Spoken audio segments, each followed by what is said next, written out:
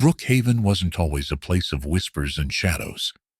Once, it thrived with community picnics in the park and bustling marketplaces where neighbors greeted each other by name.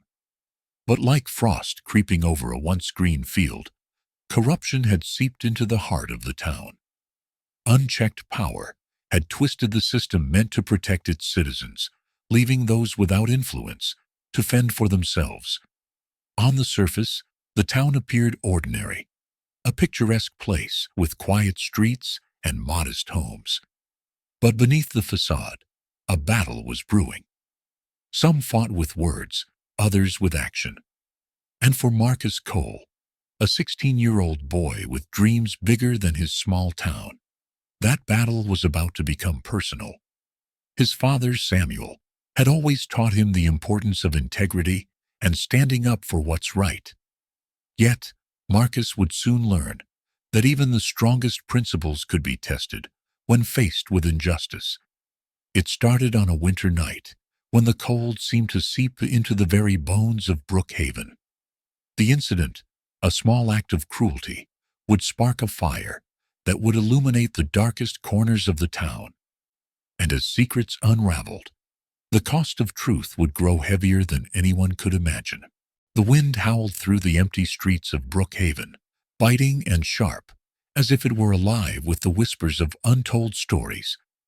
Marcus Cole adjusted his thin jacket against the bitter cold, his breath visible in faint puffs as he hurried home.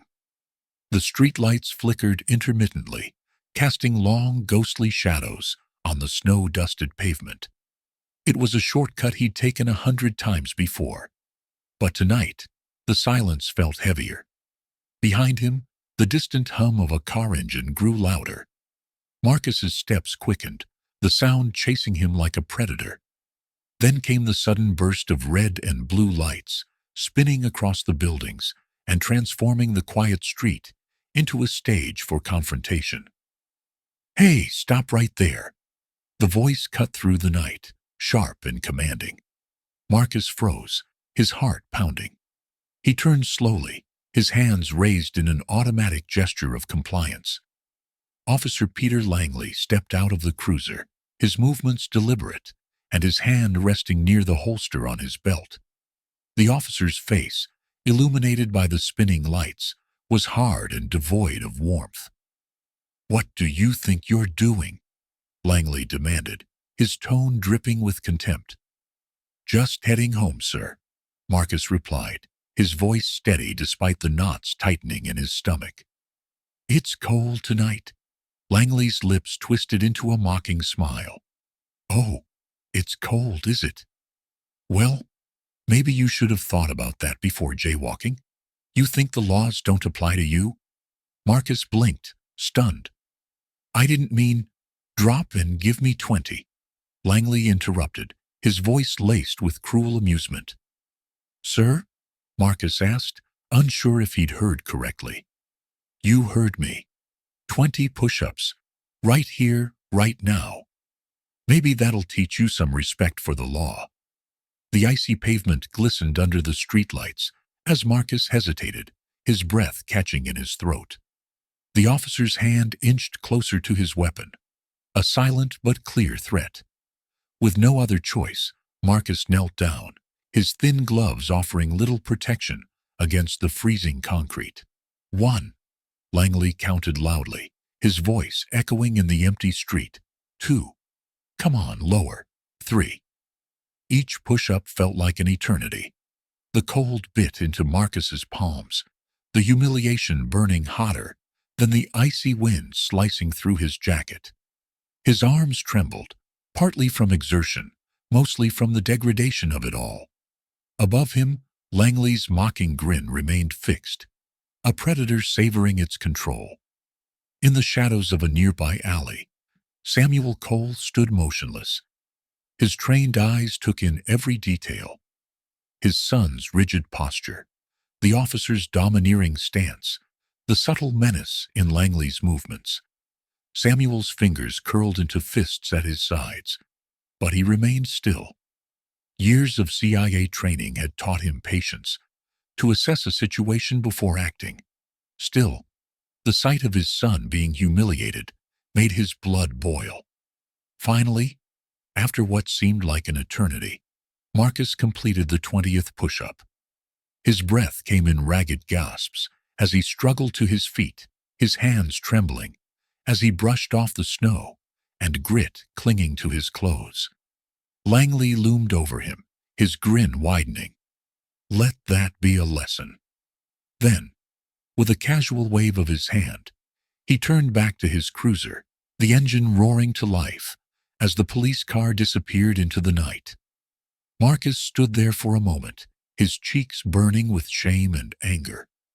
He turned and continued home, unaware of the pair of eyes watching him from the shadows. Behind him, Samuel melted further into the darkness, his mind already racing. This was no isolated incident, and he'd seen enough to know the difference between a bad day and a bad cop. When Samuel finally stepped out of the alley, his breath visible in the icy air, his face was set in a grim expression. The battle lines had been drawn, and Langley had no idea who he had just provoked. The biting chill of the winter night lingered as Samuel Cole sat in his dimly lit study, his silhouette framed by the soft glow of his laptop screen. The room, lined with shelves of legal tomes and folders, felt like the nerve center of a secret operation. Samuel's expression was a mask of calm, but beneath it lay a storm of emotions. Earlier that evening, he had witnessed something that reignited a fire he thought had long been extinguished. As Marcus slept upstairs, Samuel began his methodical work. Years as a CIA operative had trained him to approach every problem with precision. He started with Officer Langley's public records, incident reports, complaints, commendations. While most saw a well-decorated officer with a clean record, Samuel saw the patterns others missed. Excessive force complaints, dismissed with suspicious consistency.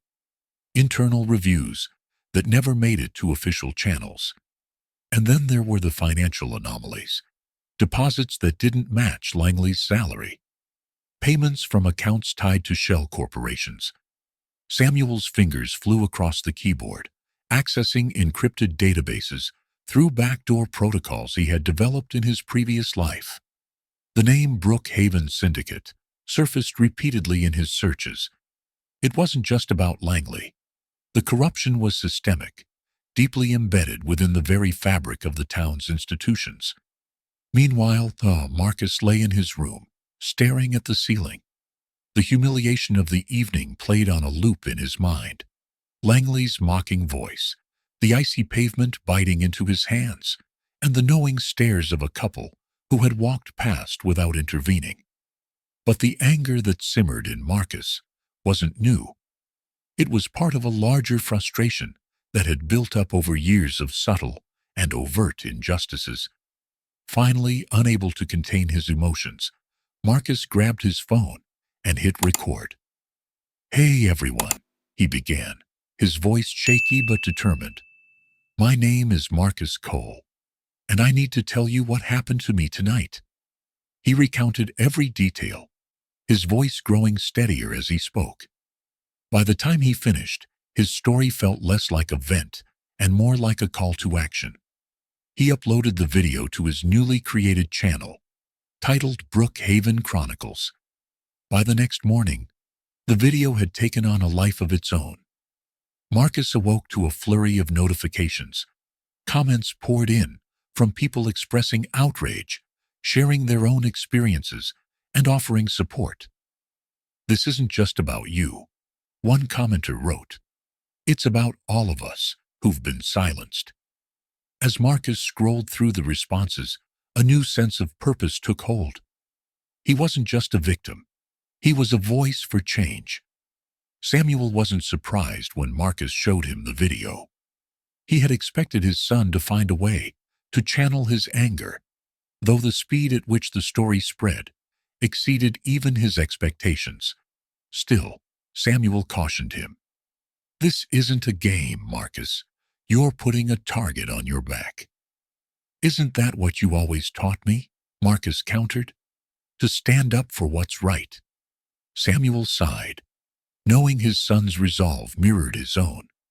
"Just promise me you'll be careful," he said, resting a hand on Marcus's shoulder. "These people don't play fair." That evening, Samuel reached out to Karen Adams, a veteran investigative journalist with a reputation for exposing corruption. Karen was sharp, relentless, and most importantly, trusted. Over a secure line, Samuel relayed the details of Langley's actions and the initial threads of evidence he had gathered. "This could be big," Karen said, after a long pause. "But you need more than speculation. We need hard evidence to make this stick," Samuel agreed. "That's why I'm calling you. I'll gather what I can, but I need you to help connect the dots." Karen's voice carried a note of determination. "If we're going to do this, we do it right. Send me what you have. I'll start digging from my end." As the investigation deepened, Samuel discovered a troubling pattern. Langley wasn't just a corrupt cop. He was an integral part of a network that extended far beyond Brookhaven.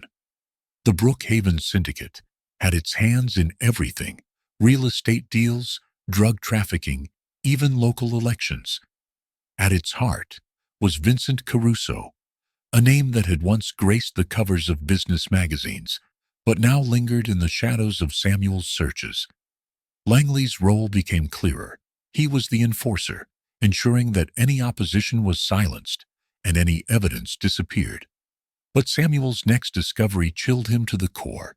Surveillance footage showed Langley meeting with Donnie Barker, a known syndicate enforcer. The exchange was brief but damning. A manila envelope passed from Langley to Barker, and Barker's hand resting briefly on the butt of his pistol. Samuel downloaded the footage and sent it to Karen, who replied almost immediately. "This is gold, but it'll only hold up if we can tie it to the bigger picture." Marcus, unaware of the full extent of his father's investigation, continued to amplify his voice.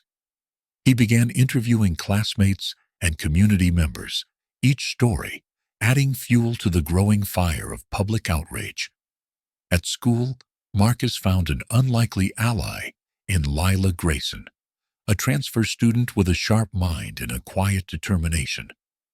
When Marcus approached her to share her story, Lila hesitated. "This isn't my first fight against corruption," she admitted, her eyes clouded with memories. "My mom was a journalist. She tried to expose the police years ago, and it cost us everything. We had to leave town." Marcus saw the pain in her expression, but also the fire that hadn't been extinguished. "Then you know how important this is," he said. "We need your voice." Lila agreed, and together they began piecing together a broader narrative.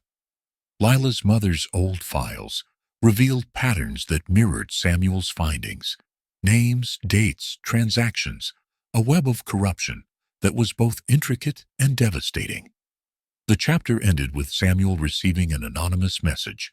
"Back off," it warned, accompanied by a grainy photo of Marcus walking to school. The implication was clear. The syndicate was aware of his investigation, and they weren't afraid to target his family. Samuel's jaw tightened as he stared at the screen. "You've made your move," he murmured. "Now, it's my turn." The stakes had never been higher. Samuel, Marcus, and Lila were no longer just uncovering corruption. They were stepping onto a battlefield where the consequences of failure could be deadly. The snow was falling heavier now, blanketing Brookhaven in a soft, deceptive silence. The streetlights flickered weakly, their orange glow struggling to pierce the swirling white.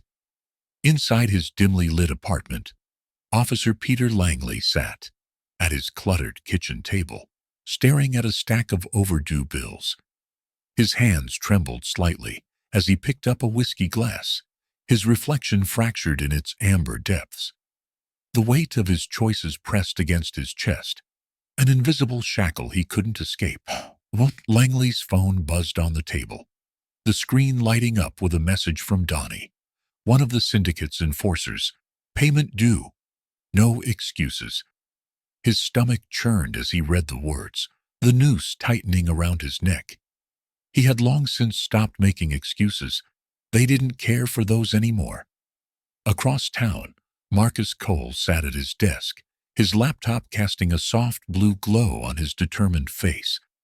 His blog post recounting his experience with Officer Langley had gone viral overnight. Comments poured in, each one sharing similar stories of abuse and corruption.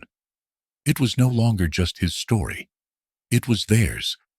Marcus scrolled through the messages, his heart heavy with anger and purpose.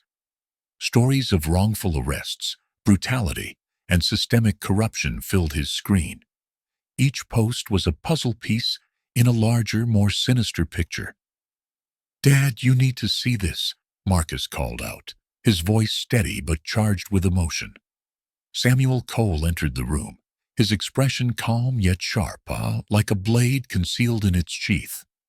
He leaned over Marcus's shoulder, his eyes scanning the screen. "This is more than just Langley," Samuel muttered. "It's a pattern." Marcus turned to his father, his eyes bright with conviction. "We need to do something." Samuel nodded, placing a reassuring hand on his son's shoulder. "We will. But first, we need proof, real proof." Langley's descent into corruption began with a single bad decision, one that snowballed into a series of compromises and moral decay. As he sat in his patrol car that night, watching the empty streets of Brookhaven, the memories of how he got here clawed at him.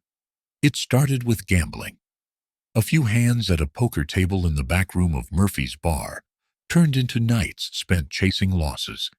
Then came the debts, the threats, and the deal. The syndicate had stepped in, offering to help him clear his debts in exchange for favors.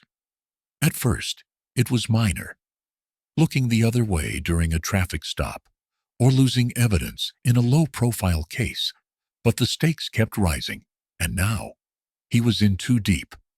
Langley sighed heavily, the chill of the night air seeping into his bones. He rubbed his temples, his mind racing. He had thought he could control it, that he could play the system without becoming a part of it. But the system had swallowed him whole. Meanwhile, Samuel was using every resource at his disposal to investigate Langley. His years in the CIA had taught him how to dig deep, to find the threads that others missed. Sitting at his computer, he pored over public records, court documents, and internal police files obtained through his network of informants. Patterns emerged, patterns that painted a damning picture of Langley and the Brookhaven Police Department. One name kept appearing in the financial transactions Samuel uncovered: Vincent Caruso, a known syndicate leader. The payments were consistent, suspiciously timed, and always routed through shell companies. Langley's name wasn't on any of them, but Samuel knew better. The real power players rarely left a paper trail that obvious. Marcus wasn't content to sit idly by. At school, he began rallying his peers, encouraging them to share their own stories. During lunch, he approached his classmate James, who had once mentioned a run-in with the police. "James, remember that time you told me about getting stopped on your way home? Would you be willing to talk about it?" Marcus asked, his tone careful but insistent. James hesitated, glancing around the crowded cafeteria. "Why? What are you planning?" "I'm putting together a blog," Marcus explained. "It's a place where people can share their experiences. We need to show everyone what's really happening here." James frowned but nodded slowly. "All right, I'll do it. But you better be careful. People don't like it when you start asking too many questions." One night, as Samuel reviewed footage from a hidden camera he had placed near Langley's usual haunts, he struck gold. The grainy video showed Langley meeting with Donnie in the alley behind Murphy's bar. The exchange was brief but incriminating. Donnie handed Langley an envelope, and Langley's nervous glances spoke volumes. Samuel leaned back in his chair, his mind racing. This was the break they needed, but he also knew it was dangerous.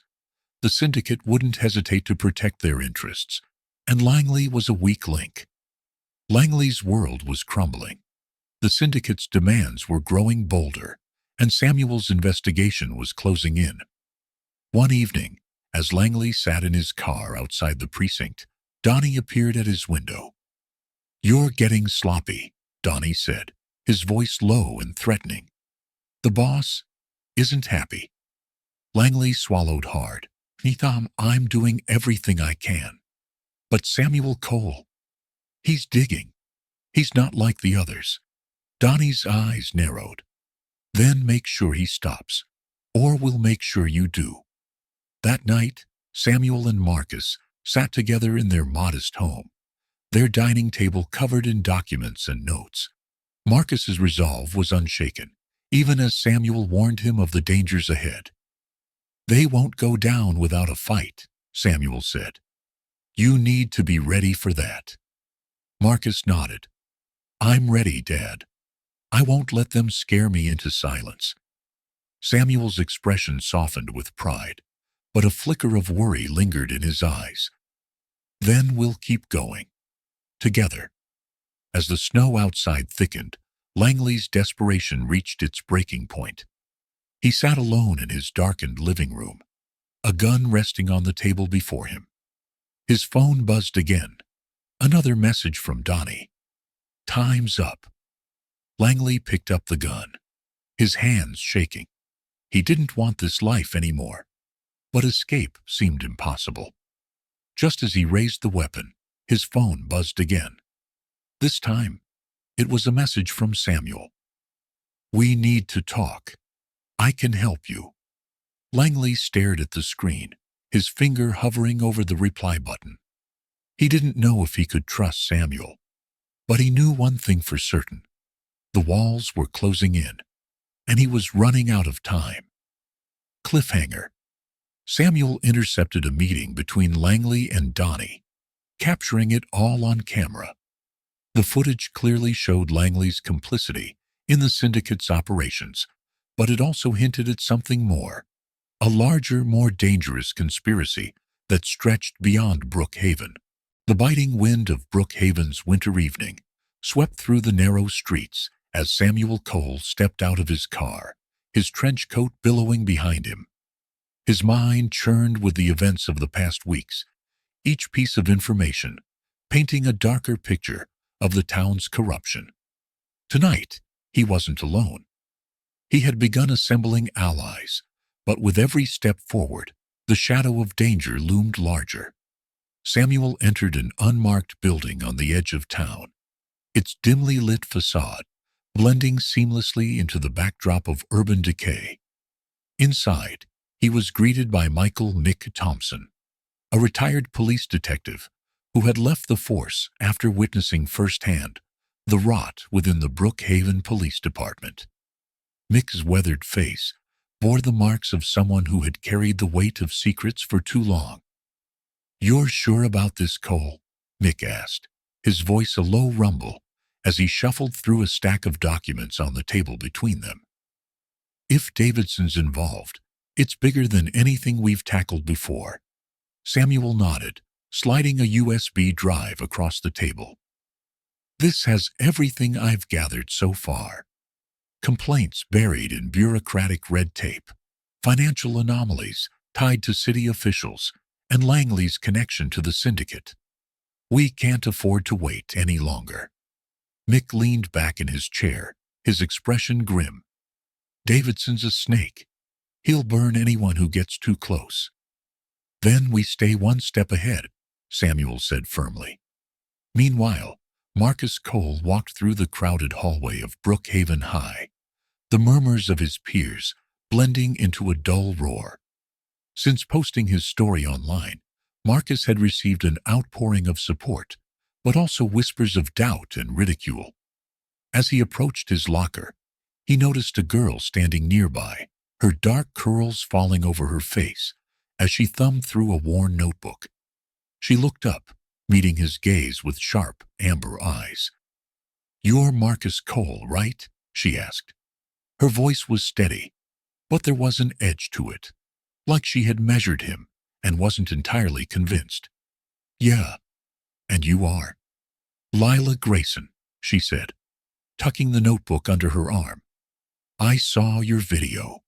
It's gutsy, putting yourself out there like that." Marcus shrugged, trying to mask the flicker of doubt that had crept in since his post went viral. "Someone has to?"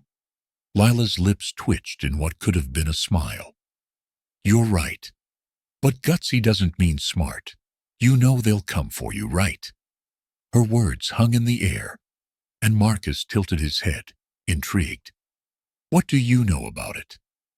"Enough to know my mother got run out of this town for less," Lila said, her expression darkening. "She's a journalist, or was. She uncovered too much about the police and their friends in City Hall. They destroyed her career, our family."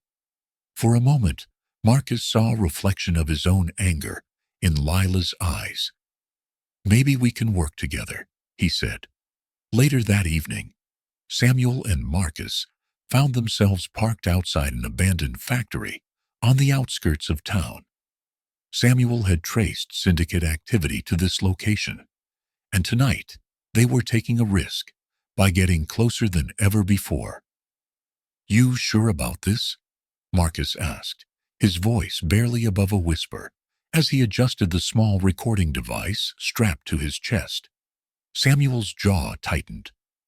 "We need hard evidence, and this might be our only chance to get it." The two slipped through a gap in the rusted fence, their footsteps muffled by the snow-covered ground. Inside, the factory was dimly lit, the faint hum of voices growing louder as they approached a central meeting area. From their hiding spot, behind a stack of crates, they saw a group of men seated around a table. At the head of the table sat Vincent Caruso, the syndicate leader. Caruso's commanding presence was impossible to ignore. He exuded confidence, his tailored suit a sharp contrast to the grimy surroundings. As he spoke, Samuel's sharp ears caught references to bribes, illegal shipments, and silent partners in the police department. Marcus nudged Samuel, pointing to a figure standing at the edge of the group. It was Officer Langley, his posture rigid and his face pale. Samuel's mind raced. If Langley was here, it confirmed his deepest suspicions about the officer's involvement. Suddenly, a clatter echoed from a distant corner of the factory. One of the syndicate members stood abruptly, scanning the shadows. "What was that?" Samuel grabbed Marcus's arm. "We've got to move, now." They slipped back the way they came, their hearts pounding as the voices behind them grew louder. Once outside, they sprinted to their car, their breaths visible in the freezing air. "Did you get it?" Marcus asked as they peeled away. Samuel held up the recorder, his face grim. Enough to confirm everything, but not enough to end it. The following day, Marcus and Lila met in the school library. Lila had spent hours digging through her mother's old files and had found something that sent chills down her spine. "You need to see this," she said, sliding a laptop across the table. The screen displayed grainy footage of a meeting in a dimly lit diner. The timestamp was from 3 years ago. It showed Officer Langley shaking hands with Vincent Caruso, an envelope passing between them. Marcus leaned forward, his eyes narrowing. "Where did you get this?" "My mom had contacts in the Brookhaven PD before everything went south.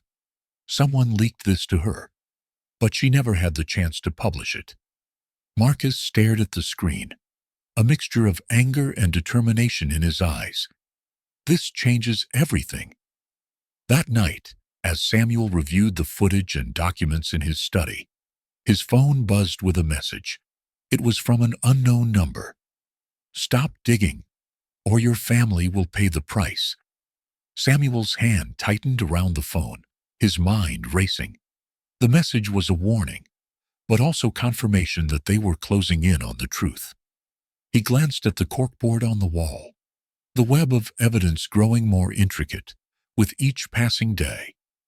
"They're scared," he muttered to himself. But fear could make people dangerous, and Samuel knew that the fight was far from over. The winter sun hung low in the sky as Brookhaven grappled with the storm brewing beneath its tranquil facade.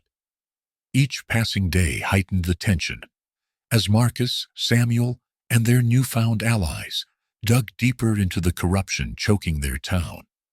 Unbeknownst to them, their actions had put them squarely in the crosshairs of powerful enemies who would stop at nothing to protect their empire. Langley sat in his dimly lit apartment, the heavy scent of stale whiskey and regret thick in the air. He clutched a photograph of his daughter, a rare moment of innocence that now felt irretrievably lost. He knew the walls were closing in. The syndicate's patience had worn thin, and his debts had morphed into chains around his neck. Across town, Marcus and Lila were on a mission of their own.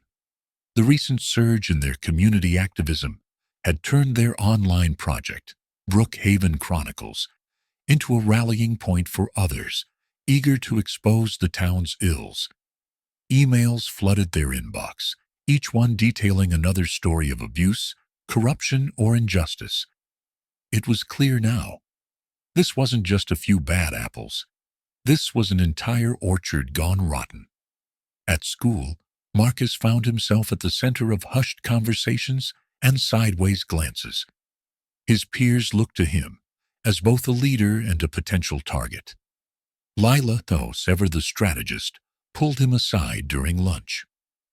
"We're getting attention," she said, her voice low. "That's good, but it also makes us vulnerable." Marcus nodded. "We can't stop now. People are finally paying attention." "But at what cost?" Lila's expression hardened. "They're going to come after you, Marcus, and when they do, they won't play fair." Meanwhile, Samuel's investigation had taken him to an abandoned warehouse on the outskirts of town. The tip-off had come from a source too frightened to speak openly, but had been enough to pique Samuel's interest. He prowled the decaying building, his flashlight cutting through the darkness. His trained eyes scanned every corner, every discarded crate, until he found what he was looking for. A hidden compartment in the floorboards. Inside was a ledger, its pages filled with meticulous records of bribes, payoffs, and illicit dealings. Each entry was a nail in the syndicate's coffin. But as he photographed the evidence, Samuel's instincts screamed at him to leave. He wasn't alone. He barely made it out before the first shot rang out, the bullet splintering the wooden doorframe. Samuel ducked behind a rusted barrel, his heart pounding as footsteps approached. He returned fire, his aim precise, forcing his assailants to retreat. When silence fell, Samuel slipped away, the ledger clutched tightly in his hand. The victory was bittersweet. He had what he needed, but the syndicate now knew they were being hunted. That evening, as the Cole family gathered for dinner, an uneasy silence hung over the room. Marcus sensed his father's tension, his usually calm demeanor now tinged with urgency. "We need to talk," Samuel said finally, his gaze sweeping over Marcus and Ellen. "I've uncovered something big, but it's put us in danger." Before he could elaborate, the sound of shattering glass cut through the air. The family barely had time to react before an explosion rocked the house, sending them sprawling. Smoke and debris filled the room as masked figures stormed in, their weapons gleaming in the dim light. "Get down!" Samuel shouted, pulling Marcus behind the overturned dining table. Ellen scrambled for cover, her face pale with terror. The attackers moved with ruthless efficiency, but Samuel's years of training kicked in. He fought back, his every move calculated, buying time for his family to escape. Marcus, despite his fear, grabbed a heavy candlestick and swung it at one of the intruders, surprising both the attacker and himself. Amid the chaos, Samuel managed to subdue one of the attackers, his knee pressing into the man's chest. "Who sent you?" he demanded, his voice cold and deadly. The man smirked through bloodied lips. "You've made powerful enemies, Cole. They won't stop until you're all gone." As sirens wailed in the distance, the remaining attackers fled, leaving the Cole home in ruins. Samuel stood amidst the wreckage, his jaw set with grim determination. "This isn't over," he said, his eyes meeting Marcus. "Not by a long shot." The scent of charred wood and smoldering plaster lingered in the air long after the flames had been extinguished. Brookhaven's once quiet street was now a chaotic flurry of flashing lights and murmured conversations. Neighbors gathered at a distance, their faces etched with concern and curiosity, while firefighters doused the last of the embers from the Cole family's home. Samuel stood rigid, his fists clenched at his sides, as his family huddled together under an emergency blanket. The aftermath of the attack was a stark reminder that the syndicate wasn't just a shadowy presence. They were an imminent, dangerous threat. Samuel's mind raced, calculating their next steps while suppressing the seething rage bubbling beneath his calm exterior. Marcus, bruised but resolute, approached his father. "What now?" he asked, his voice steady despite the fear in his eyes. Samuel turned to Marcus, his gaze piercing. "We fight smarter. They want us scared, disoriented. We don't give them the satisfaction." Across town, Officer Peter Langley sat in the dim light of his patrol car, the weight of his guilt growing unbearable. The syndicate's grip on him had tightened, and he knew he was teetering on the edge of no return. The attack on the Cole family was the final straw. That night, Langley made a decision. He drove to a secluded parking lot where Samuel had arranged to meet him. The air between them crackled with tension as Langley stepped out of his car, clutching a folder thick with documents. "This is everything I have," Langley said, his voice hoarse. "Records, names, locations. I want out." Samuel studied the man before him, his instincts battling with years of distrust. "Why now?" Langley exhaled heavily. "Because I'm tired of being their pawn, and because they'll come for me next." Samuel nodded, taking the folder. "You're not off the hook, Langley. You'll testify when the time comes." Langley hesitated, then nodded. "Just keep my family safe." Armed with Langley's intel, Samuel coordinated with federal agents to launch a strike on one of the syndicate's strongholds. The old mill on the outskirts of Brookhaven was a fortress of illicit activity. Drug shipments, counterfeit operations, and a labyrinth of evidence that could dismantle the entire network. In the pre-dawn hours, a convoy of black SUVs crept toward the mill. Samuel and Marcus sat in one of the vehicles, the tension palpable. Marcus had insisted on being there, refusing to sit idly by. "You stay in the van," Samuel instructed, his tone leaving no room for argument. Marcus frowned but nodded. "Just be careful." As the agents stormed the building, chaos erupted. Gunfire echoed through the cavernous interior, shouts and footsteps blending into a cacophony of sound. Samuel moved with precision, his training guiding every step. He covered an agent taking heavy fire, his aim unerring as he neutralized the threat. In the melees, Langley emerged from the shadows, his face pale but determined. He pointed Samuel toward a locked office. "The records are in there." Samuel nodded, motioning for an agent to breach the door. Inside, file cabinets and computers brimmed with damning evidence. Samuel began gathering everything, his focus razor-sharp. Outside, Marcus watched the scene unfold. On a monitor, linked to the agent's body cameras. His heart pounded as he spotted his father in the thick of the action. Then, something caught his eye.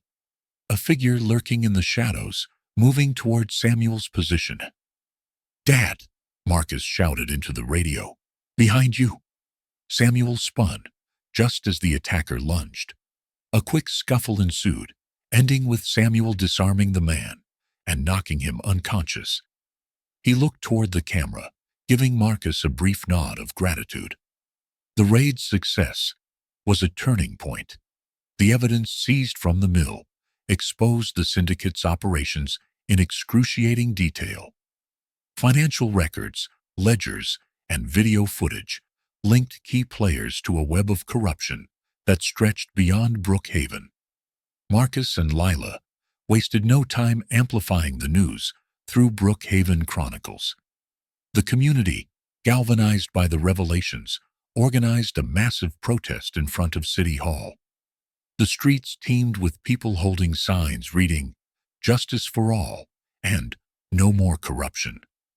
Marcus stood at the forefront, his voice ringing out through a megaphone. This isn't just about one family or one town. This is about holding those in power accountable. The crowd roared in agreement, their energy electrifying the cold winter air. Despite the victory, the syndicate wasn't defeated. Langley's intel hinted at deeper connections within the city's leadership. Samuel discovered ties between Mayor Richardson and the syndicate, a revelation that threatened to destabilize the entire town. Meanwhile, the syndicate retaliated with renewed aggression. Langley became their first target.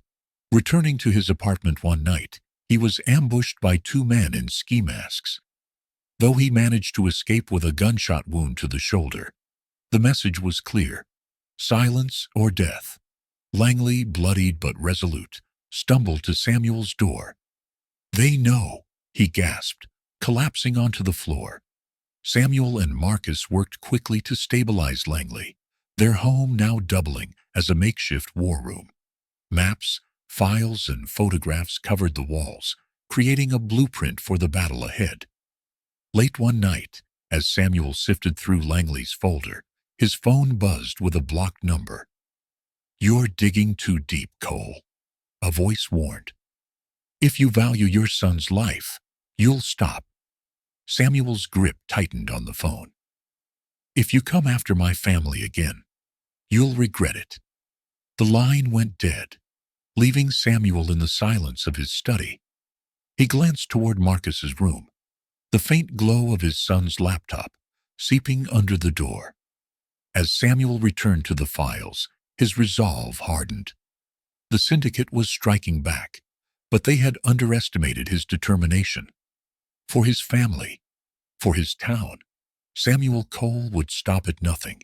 The morning sun cast a faint glow over Brookhaven, its warmth unable to melt the tension gripping the Cole household. The shattered windows from the syndicate's attack had been hastily boarded up, but the sense of vulnerability lingered. Inside, Marcus paced the living room, his frustration bubbling over as he argued with his father. "We can't just wait for them to come after us again," Marcus insisted, his voice cracking with urgency. "They're not going to stop." Samuel, calm but firm, leaned against the kitchen counter, arms crossed. "And we're not going to rush into their trap. This is a game of strategy, not brute force." Lila sat nearby, her laptop open, and a determined look on her face. "Marcus is right, though. We need to go on the offensive, but smartly. The community's behind us now. We can use that." Samuel nodded, his expression softening. "We will. But we need proof, concrete, irrefutable proof, to dismantle the syndicate and expose everyone complicit in their network. And that starts with Langley."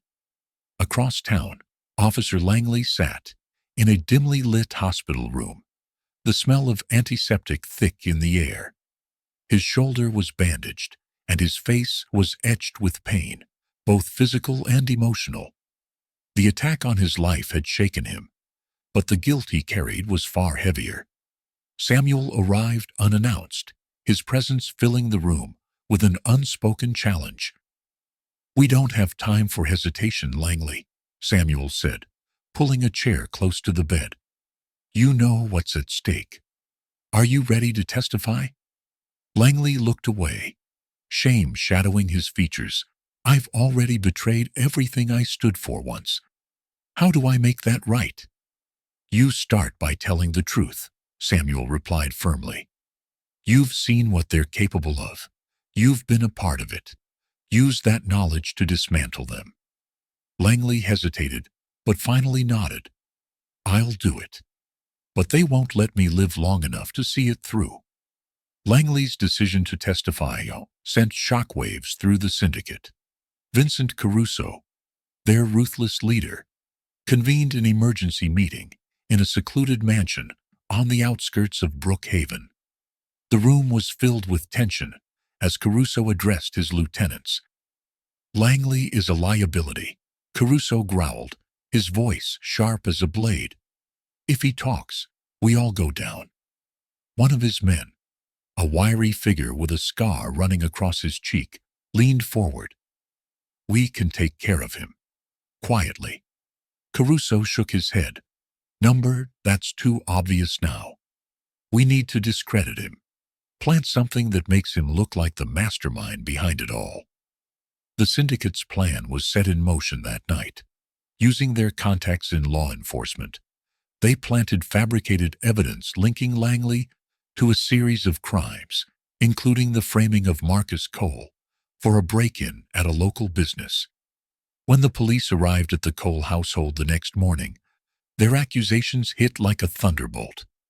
Marcus stood in disbelief as officers presented a warrant for his arrest. His mother, Ellen, protested vehemently, but the officers were unyielding. Samuel stepped in front of his son, his voice low and dangerous. "You know this is a setup. My son isn't going anywhere without me present." "Tell it to the judge," one of the officers sneered, handcuffing Marcus. As Marcus was taken away, Samuel's mind raced. He knew this wasn't just a random act. It was a calculated move by the syndicate to undermine his family and his investigation. He called Karen Adams, the investigative journalist, who had been working with him. "They've gone after Marcus," he said tersely. "We need to move faster." Meanwhile, Lila dug deeper into her mother's old files, desperate to find something that could exonerate Marcus. Hours of combing through notes and videos finally paid off when she stumbled upon a name buried in her mother's research. Frank Davidson, the Brookhaven police chief. Lila brought her discovery to Samuel. "Davidson isn't just complicit. He's been orchestrating this from the start," she said. "He's the one tying the syndicate to law enforcement." Samuel's jaw tightened. "If we can prove Davidson's involvement, we can unravel the entire operation." Langley, knowing he was running out of time, requested to speak directly to Marcus in custody. Under tight supervision, they were allowed a brief meeting. "I'm sorry for everything," Langley said, his voice cracking. "I was part of the system that hurt you. I let them turn me into a monster." Marcus stared at him, his anger palpable. "And now, I'm paying the price for your mistakes." Langley nodded, his face pale. "I'm going to fix this. I'll testify. I'll give them everything. You have my word." The sincerity in Langley's eyes gave Marcus a sliver of hope, but he remained wary. "You better, because I'm not going to sit here and let them win." Langley's testimony was a bombshell. He detailed years of corruption, naming names and providing evidence that connected the syndicate to powerful figures across Brookhaven. His account was corroborated by the files Samuel and Lila had uncovered, painting a damning picture of systemic rot. The courtroom was silent as Langley spoke, his voice steady despite the weight of his confessions. But just as the trial reached its climax, chaos erupted. A syndicate operative disguised as a court officer pulled a weapon, aiming directly at Langley. The gunshot rang out before anyone could react. Langley slumped forward, blood pooling on the courtroom floor.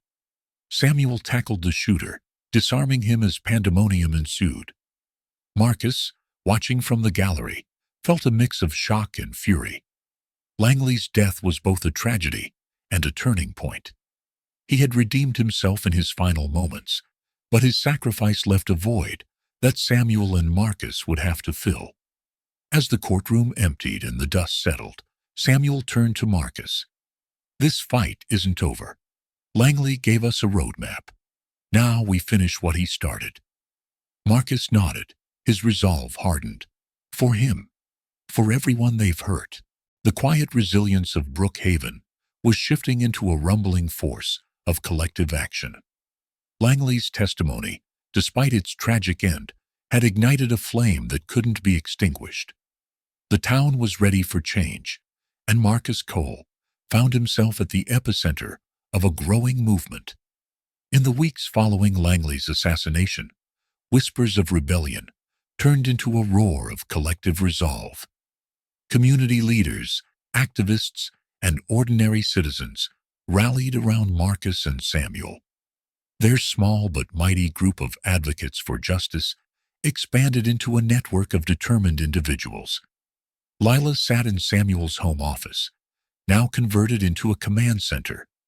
Maps of Brookhaven, notes from community members, and legal documents were pinned to the walls. The room buzzed with energy as volunteers came and went, delivering updates and offering support. "We need to organize a town hall," Marcus said, pacing the room. His voice carried a new confidence. "If we want real change, we need everyone involved." Lila nodded, pulling up a list of contacts. "I've already reached out to local churches and schools. They are willing to provide venues and help spread the word." Samuel leaned against the desk, watching his son with quiet pride. "This isn't just about gathering people," he said. "We need to give them a plan, something concrete to fight for." The town hall was held at Brookhaven's largest community center. The air was electric with anticipation as hundreds of residents filled the space. Banners reading "Justice for All" and "End Corruption Now" hung from the walls, and tables were lined with petitions and informational flyers. Samuel stepped to the podium first. His voice was calm but commanding as he outlined the scope of the corruption they were facing. "This isn't just about one officer or one case," he said. "This is about rebuilding trust, creating a system where power serves the people, not the other way around." Marcus followed, his presence magnetic. He spoke of his experience, the humiliation he endured at Langley's hands, and the determination it had ignited in him. "I'm not here to tell you to fight for me," he said. "I'm asking you to fight for yourselves, for your families, for the future of Brookhaven." The crowd erupted into applause, and Marcus felt a swell of hope. This was no longer just his fight. It belonged to everyone in that room. In the days following the town hall, the community's momentum grew. Marcus and Lila worked tirelessly to document stories from residents who had suffered under the syndicate's grip. Each story was a piece of the larger puzzle, painting a vivid picture of the injustice that had plagued Brookhaven. Samuel focused on leveraging the evidence Langley had provided. He collaborated with Karen Adams, the investigative journalist, to craft a series of exposés. These articles, paired with Marcus's viral posts, became the cornerstone of a media blitz that drew national attention. "Brookhaven isn't just a story," Karen said during a planning session. "It's a symbol of what happens when a community stands up against corruption.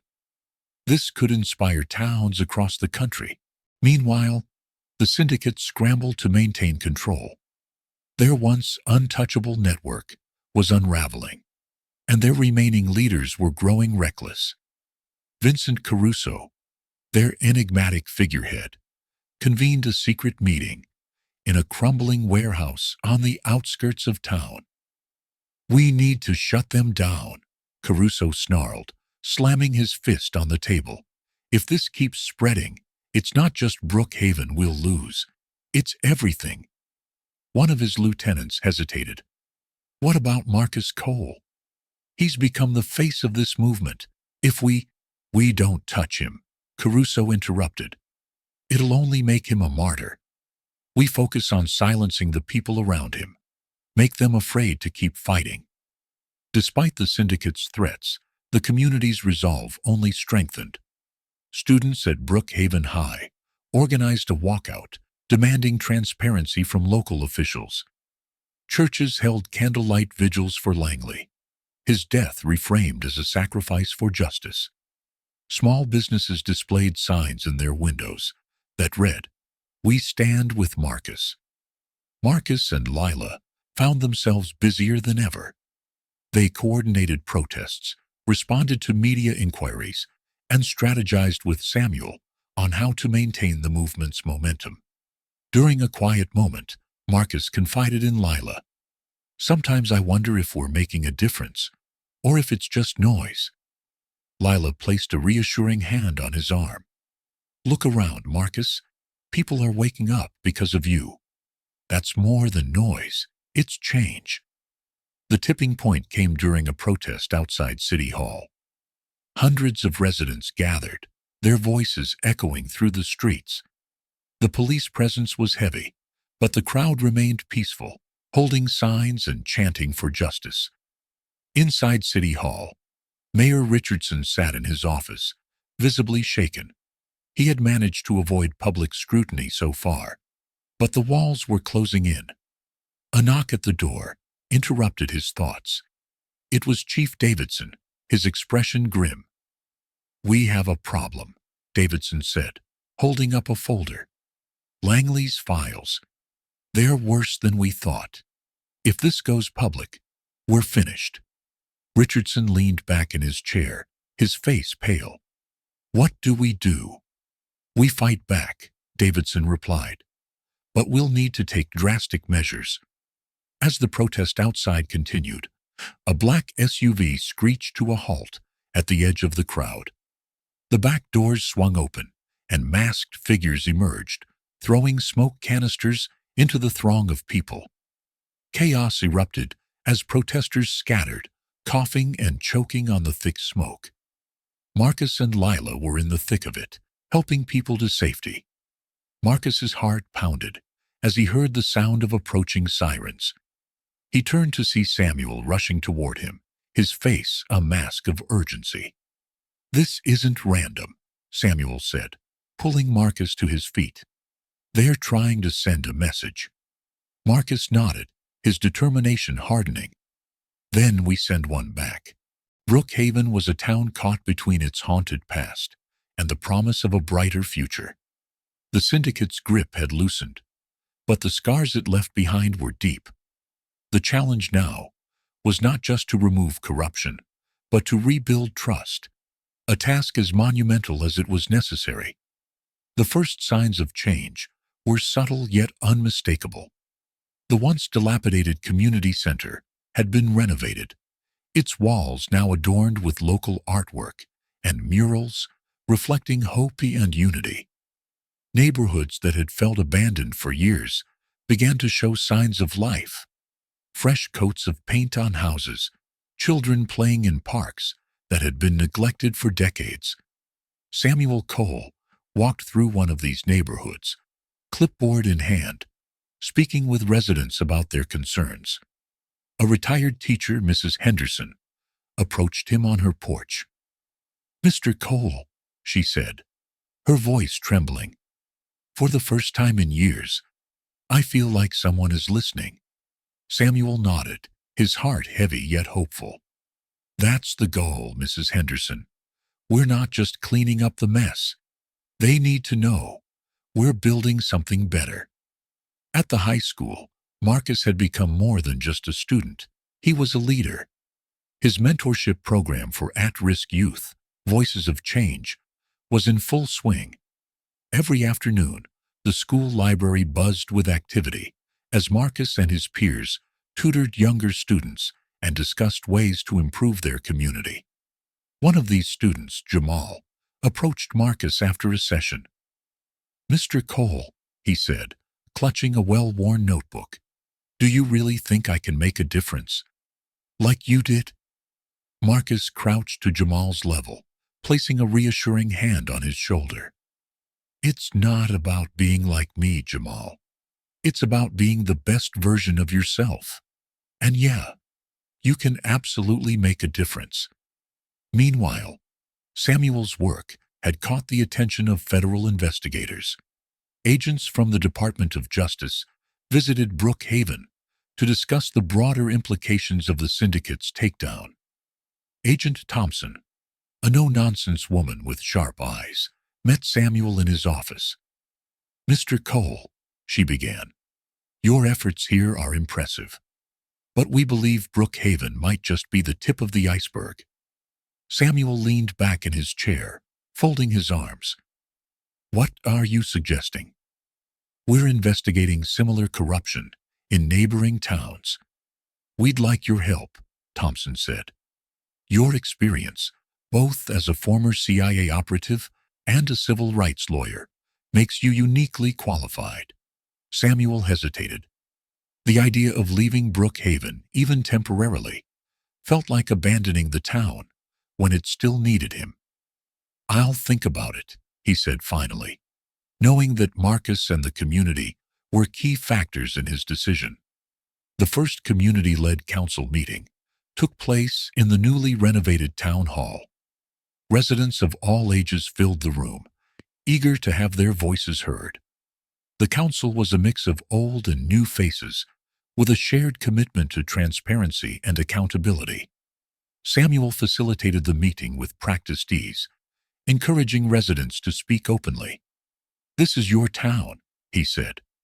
"If we're going to rebuild trust, it has to start with you." One by one, residents stepped up to the microphone. A small business owner proposed tax incentives for local entrepreneurs. A young teacher suggested mental health programs for students still reeling from the syndicate's influence. The ideas were practical, heartfelt, and unifying. At the back of the room, Marcus and Lila observed quietly. Lila whispered, "This is what your dad always talked about, isn't it? Real change." Marcus nodded, his eyes scanning the crowd. "It's happening, Lila. We just have to make sure it sticks." For Marcus, the process of rebuilding trust wasn't just about the town. It was personal. The events of the past months had changed him in ways he was still trying to understand. He found himself spending more time reflecting on his goals, his relationships, and what kind of leader he wanted to be. One evening, he visited Langley's grave. The small headstone was unremarkable, but the weight of what Langley had done was monumental. Marcus knelt, placing a single white flower at the grave. "I still don't know how to feel about you," he admitted aloud. "But I know one thing. You didn't have to do what you did. And because of that, a lot of us have a chance we wouldn't have had otherwise." The wind rustled through the trees, carrying Marcus' words into the stillness of the night. Despite the progress, not everyone was ready to embrace the new direction. Pockets of resistance remained, particularly among those who had benefited from the old system. Anonymous threats were sent to Samuel's office, warning him to stop meddling. One such threat came in the form of a package left on Samuel's doorstep. Inside was a single piece of paper with the words, "Brookhaven isn't clean yet," scrawled in red ink. Samuel showed the note to Marcus. "They're scared," Marcus said. "That means we're doing something right." "Maybe," Samuel replied, "but it also means we can't let our guard down." As the story of Brookhaven spread, it inspired similar movements in neighboring towns. Marcus's blog evolved into a national platform, with people from across the country sharing their own stories of injustice and resilience. During a video call with activists from a town in Texas, Marcus listened intently as they described their challenges. "Your story gives us hope," one of them said. "If you can do it, so can we." Marcus ended the call with a renewed sense of purpose. Brookhaven was just the beginning. The chapter ends with Samuel receiving a call from Agent Thompson. "We've uncovered something big," she said, her voice tinged with urgency. "The syndicate wasn't just a local operation. We believe they're part of a national network, and we need your help to take it down." Samuel's eyes narrowed. He glanced at the papers on his desk, then at the framed photo of him and Marcus. "Let's talk," he said, knowing that this next step could change everything. Brookhaven basked in the soft glow of dawn, its streets quiet but not empty. Signs of transformation were everywhere. Freshly painted storefronts, community gardens sprouting where abandoned lots once languished, and a palpable sense of hope that had long been absent. For Marcus Cole and Samuel, this was more than a victory. It was a beginning. The town gathered in the park, under a canopy of balloons and streamers, to celebrate the achievements of its youth, with Marcus at the forefront. His mentorship program, Voices of Change, had grown from a small idea into a cornerstone of Brookhaven's recovery. Teens stood proudly on a temporary stage, sharing stories of how the program had shaped their lives. Marcus, dressed in his cap and gown, listened quietly from the side. Today was his high school graduation, and the ceremony doubled as a celebration of the community's resilience. When his name was called, the applause was thunderous. As Marcus took the stage, he felt the weight of expectation and pride. He began his speech with a moment of silence for those who couldn't be there. The victims of corruption, Langley, and countless others who had suffered in silence. "This is for them," Marcus said, his voice steady. "Because of their sacrifices, we have the chance to create something better." Watching from the crowd, Samuel felt a swell of pride. He had spent years in the shadows, fighting battles most people never knew existed. But this, watching his son inspire others, felt like his greatest achievement. Later that day, Samuel retreated to his study, a place of both solace and strategy. He opened a leather-bound journal, one he had kept during his CIA days, and began writing. The words flowed easily, a mix of reflection and resolve. The sound of Marcus knocking broke his focus. "Dad," Marcus said, stepping into the room. "Can we talk?" Samuel gestured to the chair opposite him. "Always?" Marcus hesitated before speaking. "I've been thinking about what's next. Lila and I want to take Voices of Change national. There are so many towns like Brookhaven that need help." Samuel leaned back, studying his son. "You've grown into someone who can lead that charge, Marcus. But remember, this fight isn't just about exposing corruption.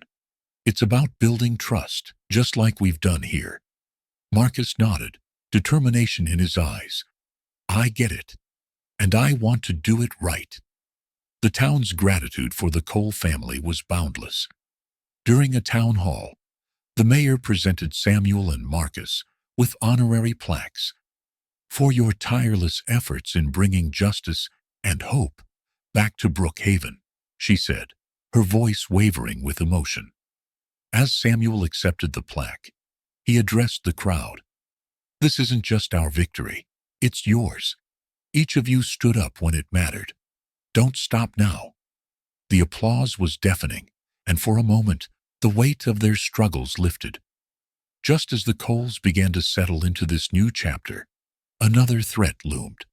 Samuel received a late-night call from Agent Thompson. "We've identified a new syndicate leader operating in a neighboring town," she said. "We believe they've established a network that spans multiple states." Samuel's jaw tightened. "And you need my help." "Yes," Thompson replied.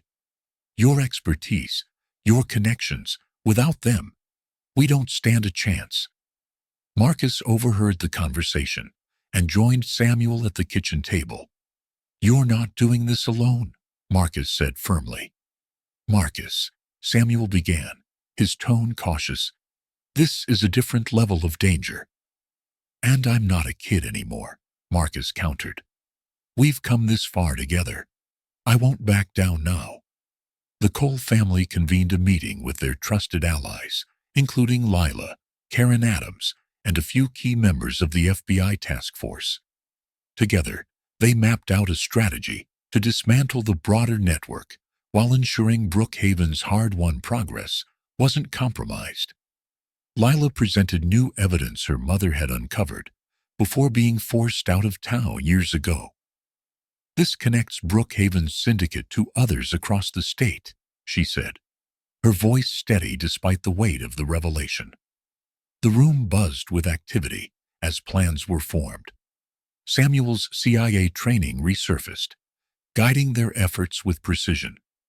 Marcus and Lila focused on rallying public support, using their blog and social media platforms to spread awareness. The chapter culminates with Marcus and Samuel visiting the ruins of the old factory where Langley had first betrayed the syndicate. The site was now slated for redevelopment into a community center. Standing amidst the rubble, Marcus spoke quietly. "This is where everything started for me. And now, it's going to be a place where people can come together." Samuel placed a hand on his son's shoulder. "That's what legacy is about, Marcus, turning pain into progress." As the sun set, Samuel received a message from Agent Thompson. "The operation begins at dawn. Are you ready?" Samuel replied simply, "Always." Marcus watched his father, understanding that their journey was far from over. Together, they had proven that even in the darkest times, change was possible. But now, a new chapter awaited. A fight that would test them in ways they couldn't yet imagine. Brookhaven stood as a testament to resilience, its skyline glimmering with the dawn of a new era. Once shadowed by corruption, the town now exuded a sense of renewal. The journey to this point had been arduous, but the transformation was undeniable. Marcus Cole, now a freshman in college, gazed out of his dormitory window. The stories he had lived and the lessons he had learned propelled him forward, but his roots in Brookhaven remained his anchor. The blog that Marcus had once started as an outlet for his frustrations, Voices of Change, had grown into a national movement. Students, activists, and everyday citizens across the country were submitting stories, sharing injustices, and pushing for reforms in their own communities. Sitting at his desk late one evening, Marcus reviewed submissions for the platform. One story caught his eye. A young girl from a rural town in Louisiana, detailing her town's struggle against police corruption, eerily similar to Brookhaven's past. Inspired, Marcus composed a reply offering resources, guidance, and, most importantly, hope. A knock at his door broke his concentration. Lila stepped in, a stack of documents in her hands. "You've been at it for hours," she chided, though her tone was warm. Marcus grinned. "This is just the beginning, Lila. There's so much to do." Lila placed the papers on the desk, leaning against the chair. "You know, every time I think about where we started, how scared we were, I can't believe we're here." Marcus nodded. "And we're not stopping." Meanwhile, Samuel Cole had embraced his role as a mentor to a new generation of civil rights lawyers. In the heart of Brookhaven's bustling downtown, his law office had become a beacon for aspiring activists.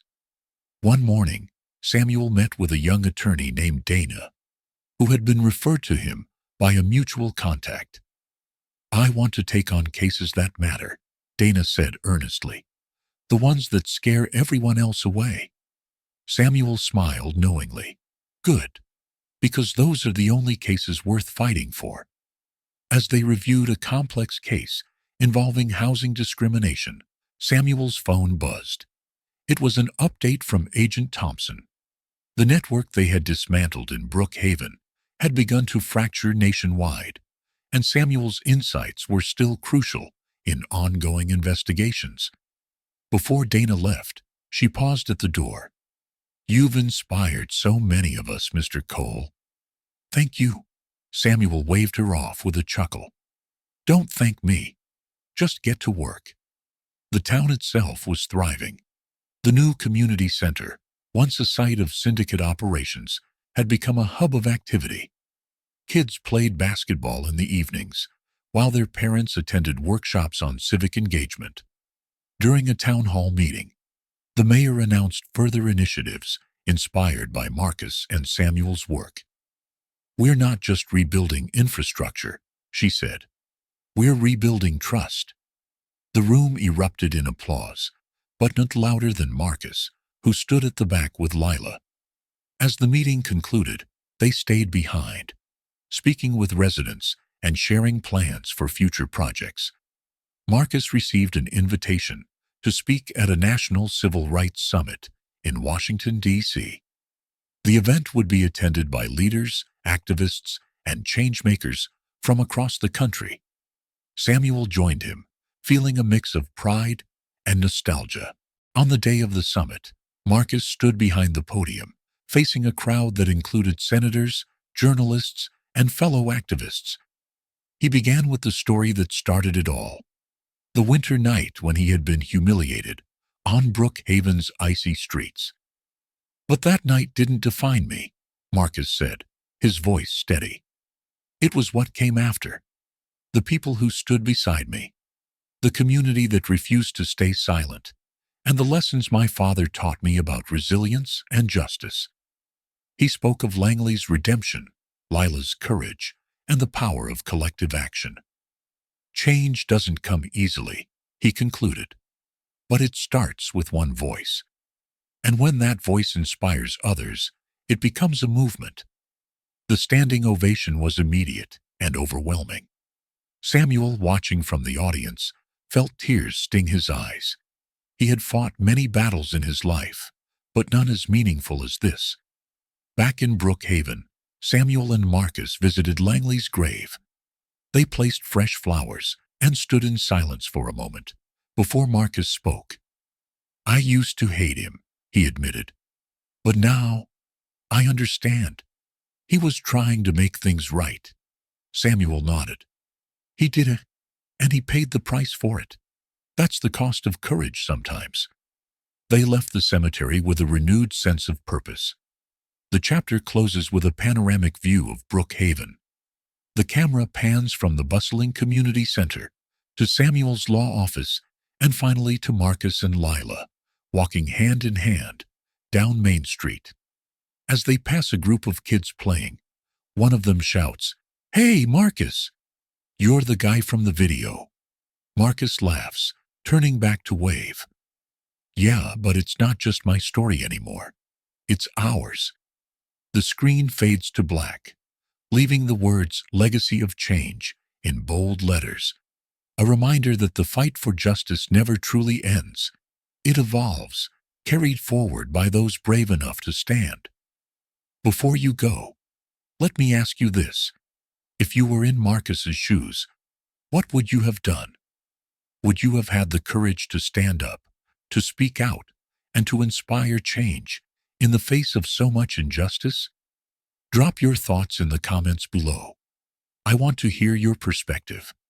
And if this story moved you, if it made you think, or if it gave you hope, don't forget to hit that subscribe button. There are more stories like this, stories of resilience, redemption, and the fight for justice coming your way. Together, let's keep this conversation alive. The next chapter? It could be the one that changes everything.